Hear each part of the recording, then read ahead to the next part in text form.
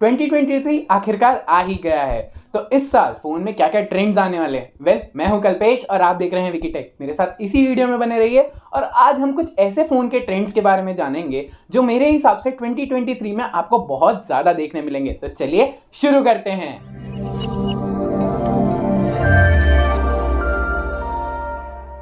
एक एक करके सबके बारे में जानेंगे, लेकिन सबसे पहले शुरुआत करते हैं हम कैमरा से, जो I think one of the important factors भी है, हमारा फोन लेते वक्त एक डिसाइडिंग फैक्टर भी है। तो कैमरा में ना एक्चुअल में दो मेजर कंपनीज है, एक है सोनी और एक है सैमसंग। 2022 में जैसा हम देखते हैं कि मेगापिक्सल की रेस चल रही थी, वो 48 से 50, 50 से 64, यहाँ तक कि 108 मेगापिक्सल, यहाँ तक कि 200 मेगापिक्सल के भी कैमरा हमें देखने मिले हैं। लेकिन अब ये जो दो कंपनी है, सोनी और सैमसंग, तो इन दोनों ने ना डिफरेंट अप्रोच ले लिया है। सैमसंग एज यूजुअल मेगापिक्सल की रेस में ही जा रहा है और वो धीरे धीरे और मेगापिक्सल बढ़ाता रहेगा। आई वोंट बी शॉक्ड कि 2023 के एंड तक में वो 300 या 400 मेगापिक्सल के कैमरा के साथ में आ जाए। लेकिन दूसरी तरफ सोनी ने थोड़ी सी डिफरेंट अप्रोच ले ली है और वो है सेंसर की साइज को बढ़ाना। ऑलरेडी उसने कुछ अभी सिलेक्टेड फोन्स में, लेकिन बहुत ही जल्द बहुत सारे फोन्स में हमें सोनी के सेंसर्स देखने मिलेंगे जहां पे एक्चुअल में सेंसर की साइज ही इंक्रीज कर दी है, 1 इंच तक की कर दी है। देखो, जब हम पिक्सल बिनिंग टेक्नोलॉजी का यूज करते हैं, जब हम मेगापिक्सल को बढ़ा रहे होते हैं, तो पिक्सल बिनिंग टेक्नोलॉजी यूज होती है और इसी के चलते एक्चुअल में हार्डवेयर में ऐसा इतना चेंज नहीं आता है, बल्कि सॉफ्टवेयर के थ्रू हम ये चीज कर रहे होते हैं। लेकिन जब आप हार्डवेयर को ही बम्प अप कर दोगे तो उसके चलते जब आप सेंसर की साइज को बढ़ा देते हो, तो उसी के चलते आप जब भी फोटोग्राफी कर रहे होते हो तो उसमें लाइट कैसे कैप्चर होगी,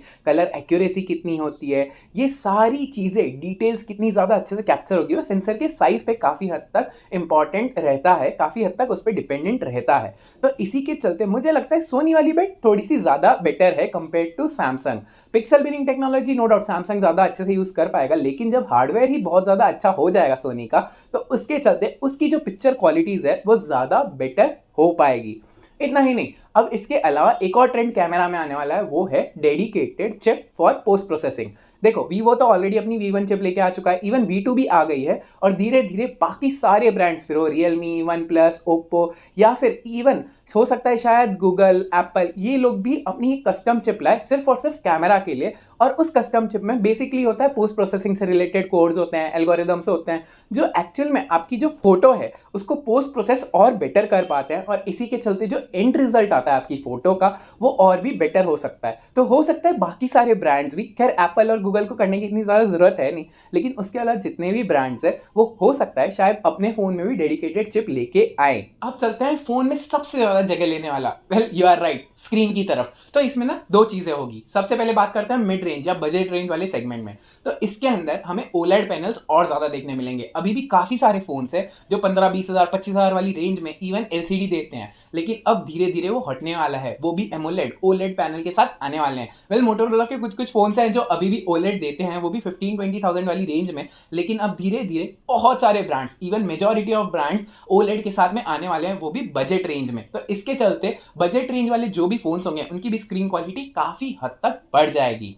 इसके अलावा अब हम चलते हैं इसमें दूसरे एस्पेक्ट की तरफ, जो है फ्लैगशिप लेवल वाला। तो उसमें ऐसा होगा कि सैमसंग ने E6 एमोलेड स्क्रीन को लॉन्च कर दिया है, जो हमें बहुत सारे स्मार्टफोन्स में देखने मिलेगी फ्लैगशिप लेवल के। अब इसमें डिफरेंस क्या है? वेल इसमें डिफरेंस ये है कि जहां पे अभी तक हमें मैक्सिमम पीक ब्राइटनेस 1000-1200 निट्स तक मिल रही थी, वहीं पे ये E6 एमोलेड जो है वो जब फ्लैगशिप लेवल में लगेगी तो ये 2200 निट्स तक जाएगी, जिसके चलते आप एकदम सनी एरिया में भी रहते हो तो भी ब्राइटनेस इतनी ज्यादा हो जाएगी कि आपको किसी भी तरह की इश्यू नहीं आएगा। इतना ही नहीं, आपको स्क्रीन्स में इवन 144 हर्ट्ज तक भी देखने मिल सकता है, वो भी बहुत सारे फोन्स में, जो काफी अच्छा होगा। इसके अलावा 144 हर्ट्ज के साथ में आपको 2K क्वालिटी वाली भी स्क्रीन देखने मिलेगी, जिसके चलते आपका मीडिया व्यूइंग एक्सपीरियंस और भी ज्यादा बेटर होगा। इसके अलावा हमें एक और चीज देखने मिलेगी, वो है वेरिएबल रिफ्रेश रेट। देखो, अभी तक तो हमने देख रखे हैं already phone 60 hertz, 90 hertz, 120 hertz वाले, इवन कुछ फोन 144 हर्ट्ज को भी सपोर्ट करते हैं। लेकिन वेरिएबल रिफ्रेश रेट में ऐसा होगा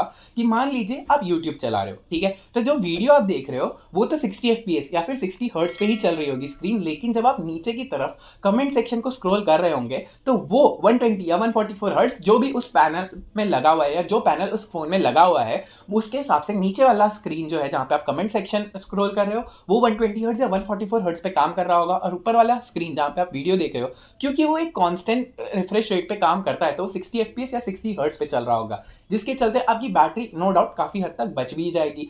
अब चलते हैं परफॉर्मेंस की तरफ, जो एक्चुअल में ये खासकर गेमर्स के लिए है। तो एक्चुअल में परफॉर्मेंस वाइज में अगर आप चिपसेट की तरफ जाते हो तो इतना ऐसा सिग्निफिकेंट डिफरेंस नहीं आने वाला है, क्योंकि ऑलरेडी अभी के अगर प्रोसेसर आप देख लोगे तो वो भी काफ़ी केपेबल हैं। तो इसके चलते एज सच इतना कुछ सिग्निफिकेंट जंप नहीं आएगा। हाँ, मार्जिनली थोड़ा बहुत यहाँ वहाँ आएगा। ये हो सकता है कि अभी जहाँ पे 4nm के ऊपर चिपसेट बन रहे हैं, एप्पल 3nm वाले लेके आ जाए, तो इसके चलते काफ़ी कुछ चेंज हो सकता है, बट एज सच सिग्निफिकेंट कोई चेंज नहीं आने वाला है। इसके अलावा अगर हम रैम की तरफ जाएं तो रैम में एक्चुअली में काफ़ी चेंज आने वाला है। अगर आप मिड रेंज या फिर बजट रेंज की तरफ जाओगे तो अब आपको देखने मिलेगी LPDDR5 रैम, जो एक्चुअल में अभी तक से फ्लैगशिप लेवल के फ़ोन्स में ही आ रही थी। तो इसके चलते अब जब ये मिड रेंज में आ जाएगा तो मिड रेंज के फ़ोन की परफॉर्मेंस काफ़ी हद तक बढ़ जाएगी, और इसी के चलते आपकी रीड और राइट स्पीड रैम की जो है वो और बेटर हो जाएगी, जिसके चलते आपका एक्सपीरियंस भी काफ़ी अच्छा रहेगा। और अब फ्लैगशिप की बात करें तो उसमें आएगी सैमसंग की LPDDR5X रैम, जो अगर आप एज अ नंबर देखोगे तो LPDDR5X 1.3 टाइम्स फास्टर है कंपेयर टू LPDDR5 रैम। तो इसी के चलते आपके फ्लैगशिप लेवल में भी काफ़ी अच्छा इंप्रूवमेंट आपको देखने मिलेगा रैम की रीड और राइट स्पीड्स में। फिर चलते हैं स्टोरेज की तरफ, जो एक्चुअल में काफ़ी ज़्यादा चेंज लाने वाला है, और वो है अब आपको जहाँ पे अभी तक UFS 2.1 या फिर UFS 3.0 ही मिल रहा था मिड रेंज में, वहाँ पे अब आपको मिलने वाला है UFS 3.1 स्टोरेज, जो काफ़ी ज़्यादा बेटर है, वो भी मिड रेंज वाले या फिर बजट रेंज वाले फोन्स में। और अगर आप फ्लैगशिप लेवल की तरफ जाओगे तो वहाँ पे दिखेगा आपको UFS 4.0 टाइप। अगर आप इसमें डिफरेंस ही देखने जाओगे तो 4.1 जो है वो ऑलमोस्ट डबल स्पीड प्रोवाइड करता है कंपेयर टू 3.1। तो इसी के चलते स्टोरेज में काफ़ी ज़्यादा सिग्निफिकेंट चेंज आने वाला है, और इसी के चलते आपकी जो रीड राइट स्पीड जो स्टोरेज की है वो काफ़ी ज़्यादा बेटर हो जाएगी। इतना ही नहीं, अब अगर हम एक और टर्म की तरफ चलें जो आजकल पिछले एक साल में बहुत ज़्यादा देखने मिला है, वो है वर्चुअल रैम या फिर एक्सटेंडेड रैम। तो इसके चलते इसमें भी बहुत सारे चेंजेस आने वाले हैं। जहाँ पे अभी तक आपको 2 GB 4 GB 8 GB तक की वर्चुअल रैम देखने मिल पा रही थी, अब आपको 16 GB तक की वर्चुअल रैम देखने मिलेगी। इतना ही नहीं, आपके फ़ोन में भी एक्चुअल रैम जो है वो भी 16 GB की आपको देखने मिलेगी।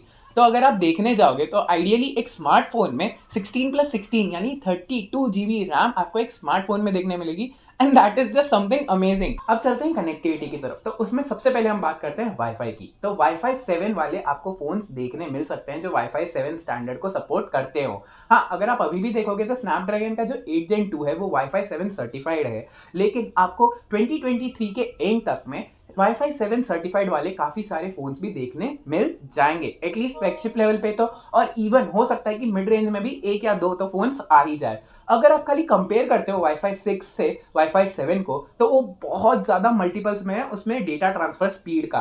अगर आप वाईफाई 6 की तरफ देखते हो तो उसमें कुछ 9.6 Gbps के आसपास है थ्रूपुट स्पीड, लेकिन अगर आप वाईफाई 7 देखते हो तो मल्टीपल टाइम्स इससे ज़्यादा है, वो है 46 Gbps के आसपास। तो आप खुद ही देख सकते हो डिफरेंस बहुत ज़्यादा है। तो इसके चलते आपकी जो कनेक्टिविटी है, इवन जो रेंज है, वो काफ़ी अच्छी रहेगी वाईफाई 7 सर्टिफाइड फोन्स के साथ में।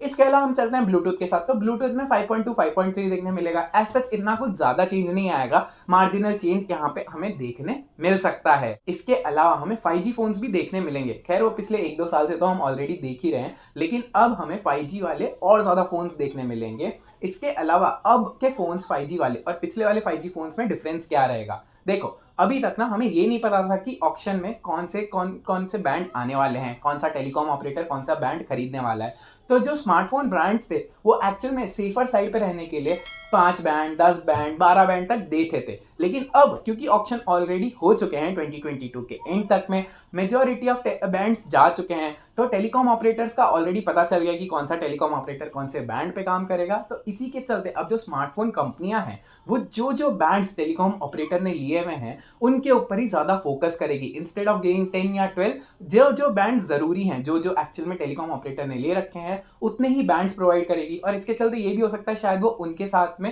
काम करे और टेलीकॉम ऑपरेटर और स्मार्टफोन मैन्युफैक्चरर दोनों मिला के कुछ एक अच्छा सा फोन लेके आए जिसमें कनेक्टिविटी का भी इतना ज़्यादा इश्यू नहीं रहेगा। लेकिन एक चीज़ जो कनेक्टिविटी के मामले में इस साल के एंड तक में काफ़ी ज़्यादा मुझे लगता है देखने मिलने वाली है, वो है, क्या आप गेस कर सकते हो? वेल, वो ऑलरेडी लास्ट ईयर एप्पल लेके आ चुका है। अभी भी नहीं समझ में आया? खैर, मैं बात कर रहा हूँ सैटेलाइट कनेक्टिविटी की। जैसा हम सभी जानते हैं कि आईफोन 14 सीरीज में ऑलरेडी एप्पल जो है वो सैटेलाइट कनेक्टिविटी लेके आ चुका है, और इस साल मुझे लगता है एंड तक में आपको कहीं ना कहीं बहुत सारे फोन्स में, आपको एटलीस्ट फ्लैगशिप लेवल के फोन्स में तो सैटेलाइट कनेक्टिविटी मिल ही जाएगी। सैमसंग के एस सीरीज में तो मिलेगी ही, S23 वाली जो फ्लैगशिप लेवल आ रही है उसमें तो आपको मिलेगी ही, लेकिन इसके अलावा एंड्रॉयड 14 में भी गूगल ने ऑलरेडी अनाउंस कर दिया है कि सैटेलाइट कनेक्टिविटी आने वाली है।